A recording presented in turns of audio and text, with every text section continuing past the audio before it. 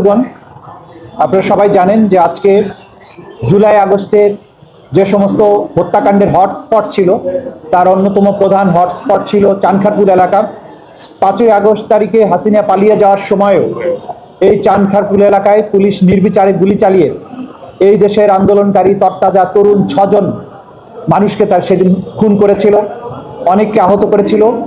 চানখারপুল হত্যাকাণ্ডের এই বিচার দীর্ঘদিন এই ট্রাইব্যুনালে চলেছে এবং সাক্ষ্য প্রমাণ আনতে উভয় পক্ষের যুক্তিতর্ক শেষ হয়ে আজকে এই মামলার রায়ের জন্য দিন ধার্য ছিল, কিন্তু মাননীয় বিচারকগণ তাদের প্রস্তুতির অভাবের জন্য রায়টি সম্পূর্ণভাবে প্রস্তুত না হওয়ার কারণে আজকে আদালতে উঠে তারা জানিয়েছেন যেহেতু রায়টি সম্পূর্ণভাবে প্রস্তুত হয়নি, সে কারণে আগামী 26শে জানুয়ারি এই মামলার রায় তারা প্রদান করার জন্য পুনরায় তারিখ নির্ধারণ করেছেন।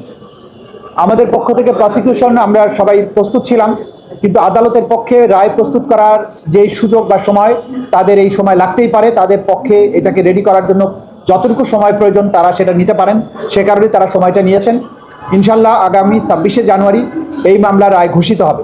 কিন্তু আমরা প্রসিকিউশনের পক্ষ থেকে আপনাদের মাধ্যমে দেশবাসীর কাছে যে বার্তাটা দিতে চাই সেটা হচ্ছে, জুলাই আগস্টে যেভাবে বাংলাদেশে মানবতা বিরোধী অপরাধ সংগঠন করা হয়েছে, যারা ক্ষমতায় টিকে থাকার জন্য দানবের ভূমিকায় অবতীর্ণ হয়েছিলেন, যারা নির্বিচারে এই দেশের নিরস্ত্র নিরীহ তরুণ যুবক এবং শিশুদেরকে হত্যা করেছে, এই হত্যাকাণ্ড করে যে পার পাওয়া যাবে না সেই বার্তাটি আমরা আপনাদের মাধ্যমে জাতির কাছে দিতে চাই।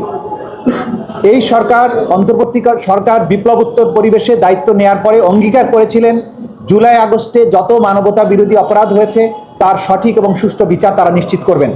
সরকারের এই অঙ্গীকার বাস্তবায়নের প্রতিফলন হচ্ছে এই ট্রাইব্যুনাল এবং এই বিচার।